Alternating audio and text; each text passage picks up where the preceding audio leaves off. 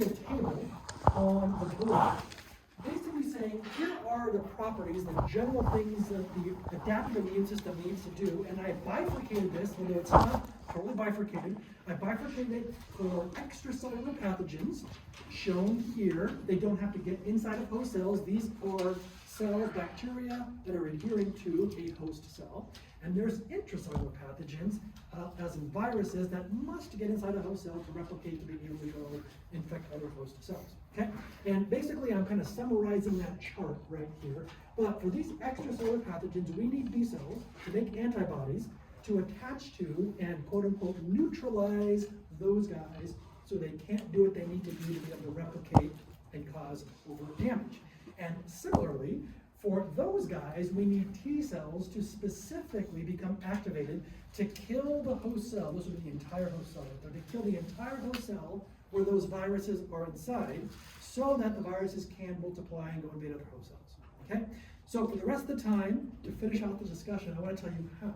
How does that actually work with B cells and T cells? So on the outline, under 2, which was line of defense 2, adaptive immunity, A was hallmark, B was that chart we put on the board, and I'm on C.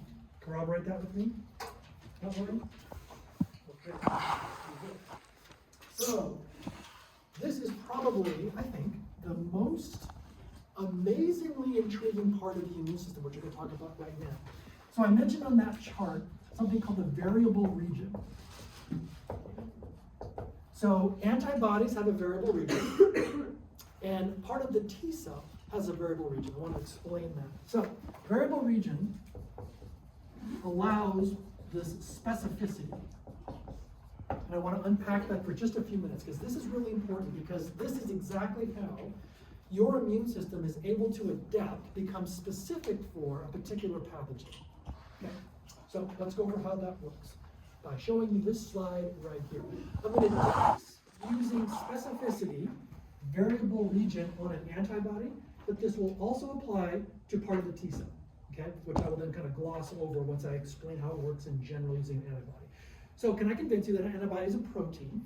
Okay? In fact, an antibody is actually 4 different proteins that kind of come together in this classic Y shape. And the structure of this is not important.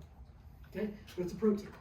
So proteins are composed of amino acids. The variable region is basically just different strings of different lengths of amino acids that's going to make a unique binding site. So let me tell you how that works.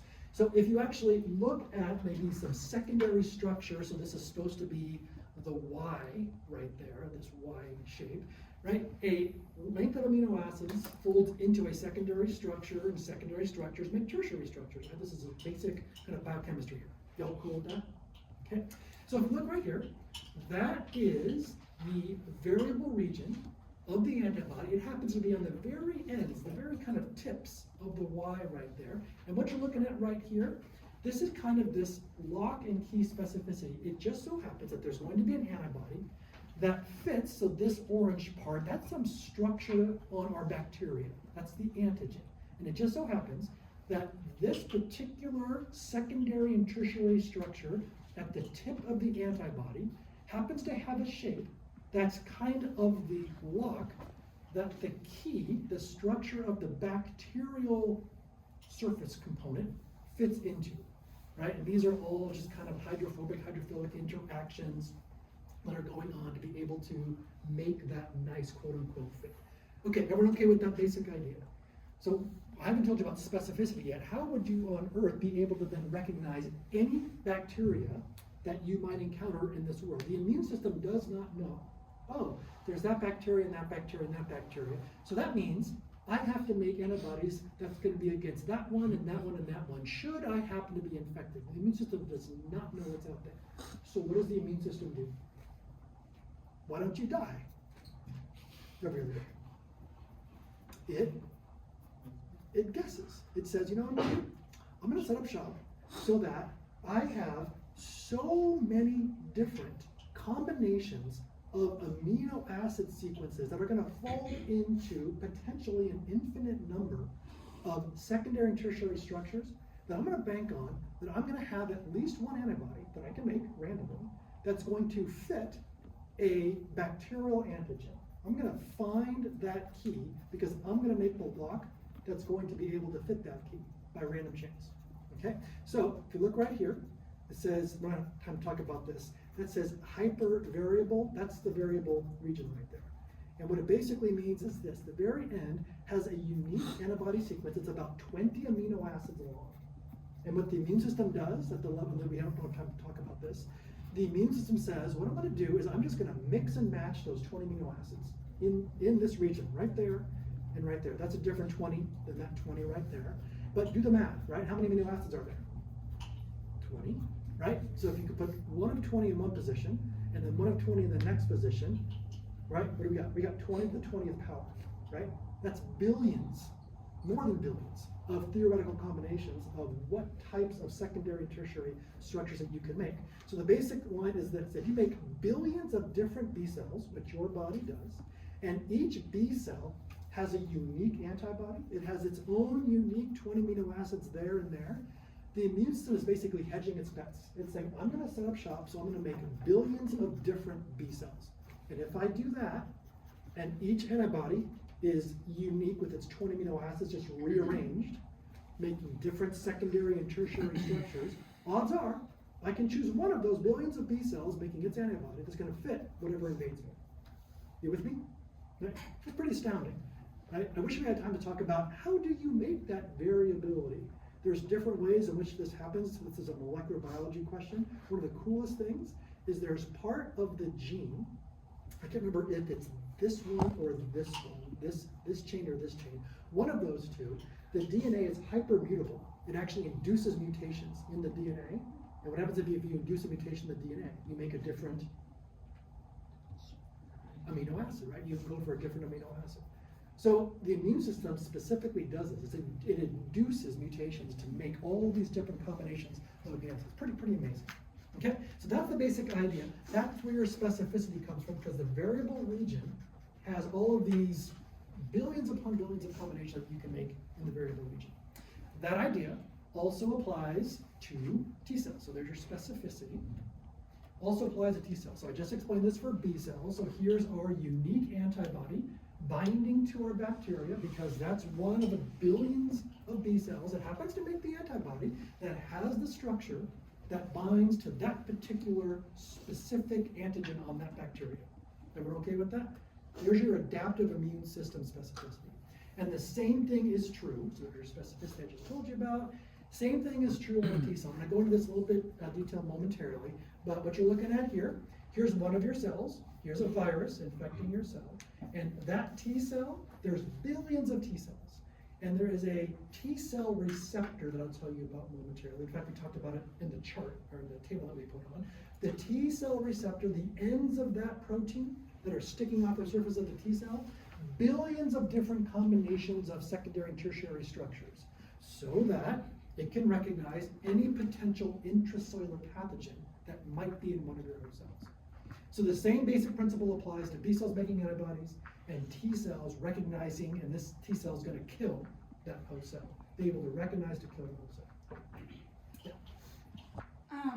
So with B cells, do each of them, or is like each of them coded for a different thing? But then how, I feel like that would take a long time to like go through a lot of them. You would think so, and the answer is it does. It takes a couple weeks to actually find the right one and mass produce it. That's why you stay sick for a while until you actually overcome the infection and get better. Right? So it does take some time, not as much time as you might think, but it does take time. And I'll tell you how this happens and where it happens. But every B cell makes one unique antibody. You gotta go find. There's typically not just one. There's gonna be several. But you got billions of B cells. You got to find the needle in the haystack kind of a deal. All right, other questions on this? So this is pretty key because this helps you understand. The last thing we're going to talk about is, well, how does this actually work? How do you actually go find the B cell or the T cell? That's the last thing I want to talk about. If there's no questions on this general, fairly astounding mechanism right here. Okay, end of the story. Here we go. So to talk about how this actually works, how do you find the B cell? How do you find the T cell? We got to take one quick detour, slight but important, which is this.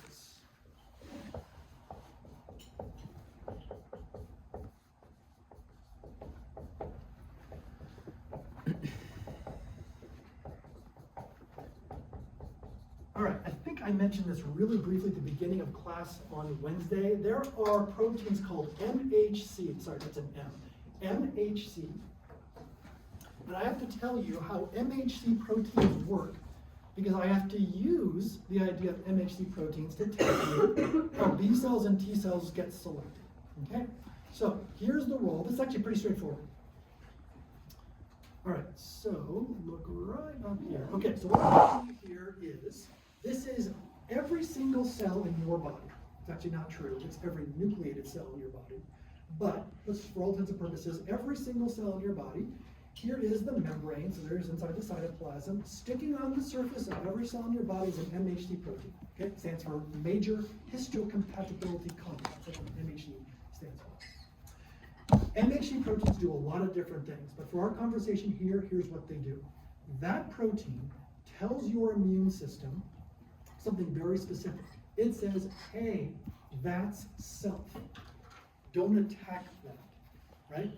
Sorry for the grammar, that's a predicate nominative, so it should be that as we, but I'm gonna use that as us because it just sounds better, okay? That's us, don't attack, right? That's how you avoid what? Autoimmunity, right? So MHC is your ticket to not have your immune system attack your own cells, okay? Everyone okay with that? But here's the ironic thing. I'm not sure why this was designed this way, but it was, and it works beautifully, but here's the deal. It so happens that the same exact protein that your immune system uses on the surface of every cell in your body that says, oh, that's the marker, that's a host cell, don't attack it. If that MHC protein happens to be complexed with an antigen, the exact opposite message is delivered. Now it says, if an antigen is complexed with, that green circle right there is part of a bacteria, part of a virus. If it's complex, the exact opposite message is conveyed to the immune system. Now it says, attack. B cell gets selected and make your antibody. T cell become activated and kill every host cell. This is a huge fundamental difference in MHC protein use. No antigen, that's us, don't kill it. With antigen, attack, become activated. Okay, everyone okay with that distinction? Because now what I'm gonna do is the following. I'm gonna specifically use this idea right here to explain how does a B cell become selected to actually make the antibody that's gonna be effective against specific bacteria, extracellular pathogen, and how does a T cell get selected to kill a host cell that's infected with a virus, okay? So basically what I'm gonna do, I'm not gonna go over these figures, but what I'm gonna do is the following. I'm gonna tell you in a simplified version, drawing some pictures on the board, how you go and find the right T cell to go kill infected host cells, and then how do you go find the right B cell that's making the unique antibody that's going to opsonate, coat, and neutralize an extracellular pathogen, okay?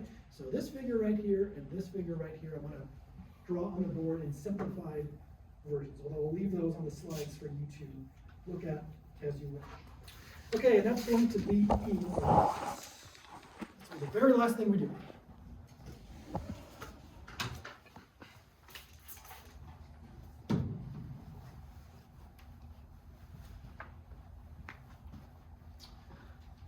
All right, this will be mechanism.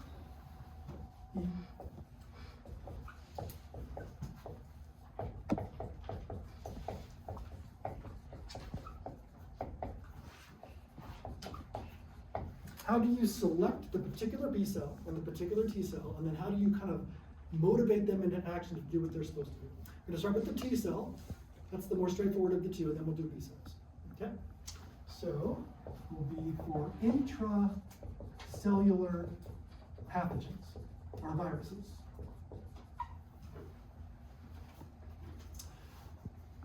All right, ready, set, go? Here is a host cell. So let's just say this is a alveolar cell in your respiratory system.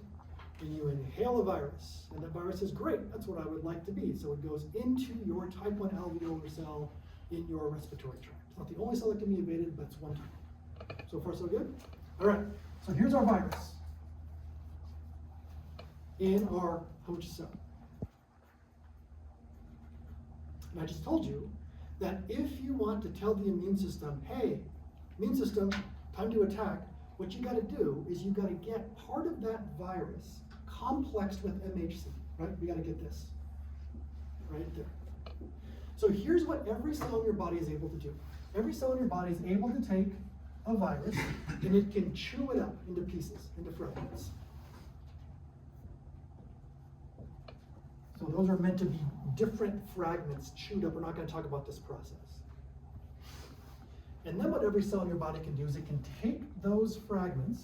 I'm just going to basically draw this. And it can put one of those fragments, that's now the antigen, in the MHC protein. So this is MHC. So I've redrawn what's on the right-hand side of the slide right there. Okay, this is a fairly complex cellular process to do this, but this is the goal. Get part of the virus, the antigen, onto the MHC protein. Okay? That tells the immune system, right? So what does that tell the immune system? Be chill, don't do anything. But that tells the immune system, I am now infected, right? Time for you to take me out before this virus replicates and goes and infects other host cells. So what do we got? We have a T cell. T cells are found all over the place. T cells are in lymph nodes. This could technically be in a lymph node, right? Because sometimes cells can actually migrate through the lymph system. But typically, these T cells are circulating around and actually going to find these as they're leaving the bloodstream and just kind of roaming around the body. So we can think of this as happening in the extracellular fluid, right, surrounding the respiratory system where this type of alveolar cell is. Okay. T cells have on them a T cell receptor. And what is, putting some dash line, what's the big deal with what I just circled right there with dash lines on that T cell receptor? That is a variable unique section with a particular secondary and tertiary structure. So what's special about this T cell? Because there's billions of these guys.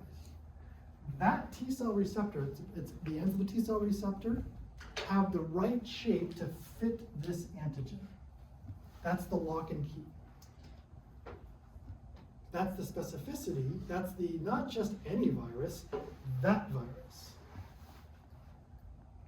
Y'all with me? Make sense? Okay. When this happens, when you actually get this T cell receptor, MHC complex with the antigen interaction, that tells that T cell to go crazy. What it does is you just get mitosis, mitosis, mitosis. That particular, it's called clonal expansion is the technical term for it. You just take that particular T cell and you divide it and divide it and divide it, and there they go. All over, they go all over the body because they get in the bloodstream. But you make that particular T cell. So any place you would have a host cell with that antigen complex, that particular T cell will recognize it, and now you got your adaptive immune system specificity to be able to kill any host cells. And what it basically does is it secretes chemicals that disrupt the host cell membrane. I'm just going to call these chemicals. And the host cell membrane is disrupted, cell dies. Can't live without your cell membrane. That's the basic idea right here. Okay, all good? Pretty straightforward. Find the right T cell, lock and key, have that T cell clonally expand, divide, divide. Now you have a whole sentinel of this particular T cell that can go in and kill any host cell before the infection spreads virally. Okay? By the way, this is called cell mediated immunity because it's mediated by an immune cell. Yeah. Why does the T cell have to divide? You just want more and more of that specific T cell, so you have more of a chance of finding infected host cells. Yeah. And more, that can happen in the periphery, it can happen in the lymph node, but that's a hallmark of that successful interaction is that T cell dividing and dividing. All good? By the way, someone asked us about the lymph node swelling on Wednesday, right? That's why your lymph nodes swell. Clonal expansion of a particular cell that's been selected. All right, one down, one to go. Okay, so that is intracellular pathogen using cell-mediated immunity, T cells. Now let's talk about how you get extracellular pathogens and B cells.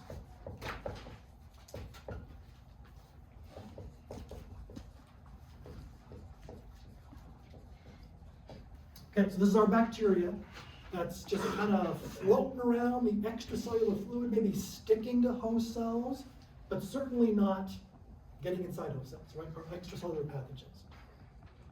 All right, so here's the deal. We gotta find the one, it's gonna be probably more than one, but let's just say the one B cell that happens to make the antibody that specifically recognizes a surface structure on that bacteria. So here's where we're gonna start. We're going to start with the same cell type, immune cell that I mentioned for innate immunity, which were the macrophages. Immune cells can do double duty all the time. This is a kind of a double duty thing. Macrophages' job are to eat things, right? They're called phagocytes. They eat things. So here's a bacteria. And here's a bacteria somewhere in the extracellular fluid in the body. Macrophages, remember, are underneath the surface, right, of all respiratory, all epithelial surfaces. And so you get this bacteria in, this macrophage is going to engulf and eat that bacteria. And same basic story. So here's our bacteria, and that bacteria is going to be chopped into smaller fragments, just like the host cell getting infected with the virus. Same basic idea. And you guessed it, it's going to display one of those bacterial antigens in the MHC protein. Same basic theme here. Y'all with me? Okay. So let's say this is happening underneath the surface of the epithelium, right? And what we want to do is we want to activate what type of cell with this message? What do we want to make? We want to make antibodies so we can coat this guy and neutralize it. Okay, so where's that macrophage going to go? Where would you guess B cells typically reside? What's that? There are B cells in the bloodstream, but like 90% of the B cells in your body are in this particular location. In lymph nodes. So this guy is going to travel, it's going to get into the lymphatic system, travel through those tubes and get to a lymph node. So to the lymph nodes we go. Maybe just node goes to a lymph node. The nearest one. And inside of lymph nodes are two relevant cells. One's the B cell we have to activate, and this is why it gets a little more complicated. There's an intermediary cell. So this is going to be our lymph node over here. What I'm about to draw. This is inside the lymph node. Okay. So the first cell is this. This is where it gets a little bit more, not confusing, just more complicated. But biology is complicated.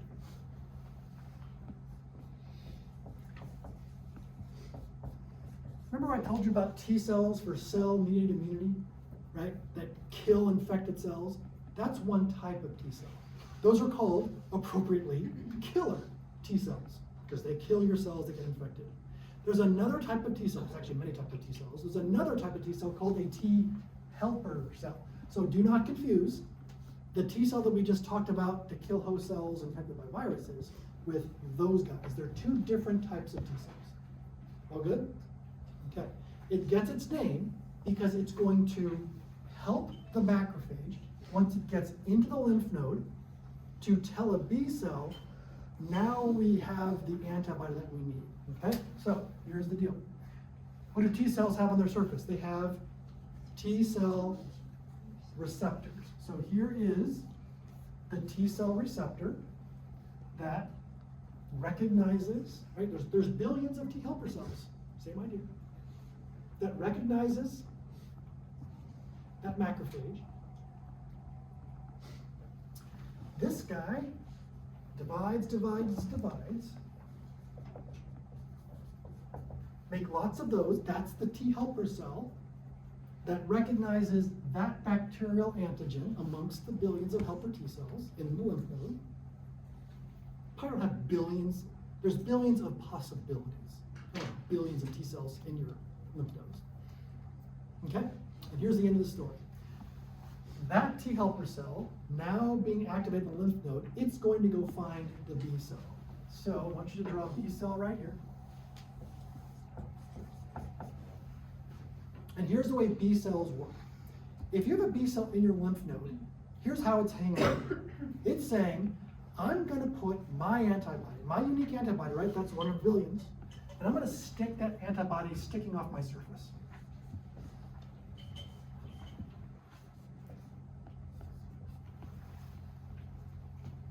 I'm presenting my antibody to the world. Choose me. Choose me. Remember the donkey in Shrek? That's the donkey. Pick me, pick me. Got the antibody sticking off the surface. B cells also have MHC protein. So I want you to draw two different cell proteins. One's the antibody, one's the MHC.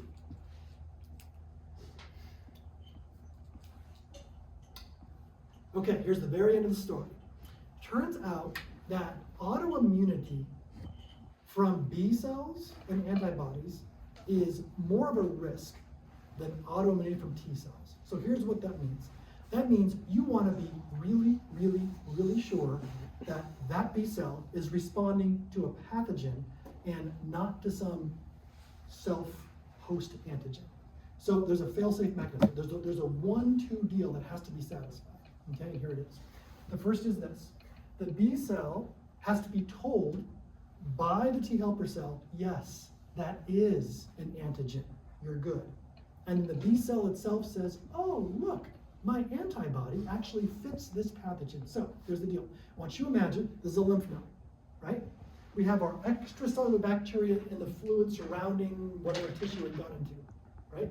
Macrophage takes it up, goes to the lymph node, but this bacteria itself, right? It's traveling through the extracellular fluid. It can be taken up by the lymph system, and that bacteria can find itself in a lymph node. It's tiny. You with me? Okay, so here's the deal. That bacteria is going to bind to the B cell because it has an antigen on it that fits this particular B cell, right? It's the one in the billions that fits the pathogen. That's signal number 1.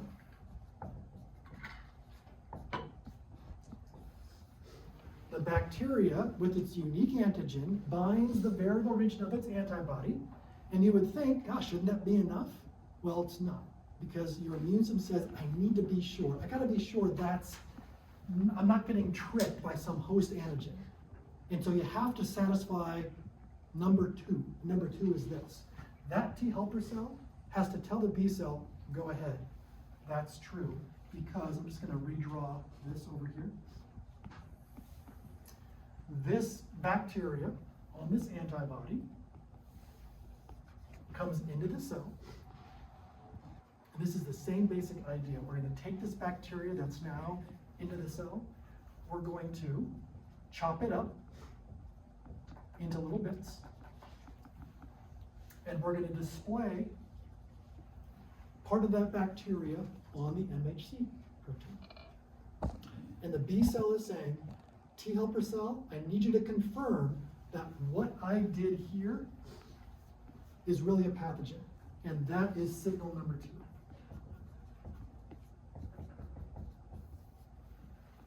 The T helper cell gives the go-ahead. Yes, what your antibody found was something that's non-self. Go ahead, and you got the clearance. Okay, so is everybody okay with that 1-2 punch idea? Yeah. How does the B cell has the antibody in its MHC complex? How does that T helper cell's receptor confirm? So, Is it just the fit? yeah, that right there is that right there. So it is the fit, it's the 1 T helper cell that fits the antigen that's also on the MHC of the B cell. Yep. Okay, end of story, and we're done, right? What do you think this B cell does once it says, hey, my antibody fits the actual antigen, and the T helper cell said, thumbs up, you're good to go. What does that B cell do? Divides. Okay, it's typically happening in lymph nodes. But what's the reason for having that B cell divide? It's not really the B cell itself, it's the antibody. So draw another B cell, right here. It's the same B cell.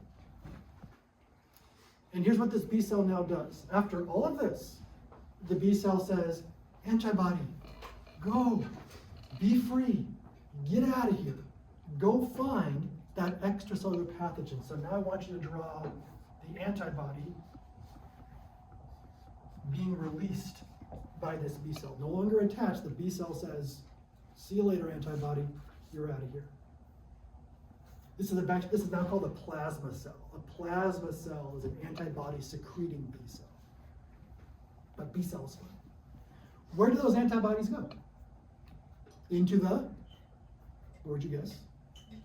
Bloodstream, right? And now they go all over the body.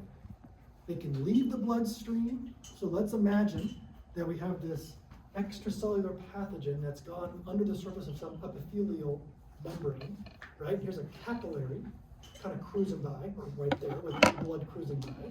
The antibody leaves the capillary, and we're going to attach antibodies to that bacteria, because that's our specificity right there. And that right there is neutralization. That basically incapacitates that extracellular pathogen. If you're coated with antibody, you can't do much. Can't replicate, can't stick to things, can't secrete toxins. You've incapacitated, neutralized that extracellular pathogen. And then there are other immune systems that and functions that come along and actually take it out, and we're not going to talk about all of those. But suffice it to say, the immune system is a staggeringly complex deal. And this is kind of some surface scratching here, but it's a good indication of actually how things work mechanistically to get that specificity found particularly. So, do scientists try to make these antibodies to give to people? Yes, that's immunotherapy. Okay. Yeah, so that's exactly how you want to fight cancer with this kind of new way of treating any particular type of tumor. Is let's train your immune system to actually make an antibody or find the one that actually can go ahead and do this. Now you can't do that synthetically. I think typically it's done at the level of actually finding the right B cell. And how they do that is, I don't know, but yeah. Marshal the efforts of your immune system to do that. You can actually train the immune system on a particular antigen. Anybody else? Okay, that concludes our semester presentation. Thank you for your attention. We will now take our 1-minute break as we circle the desks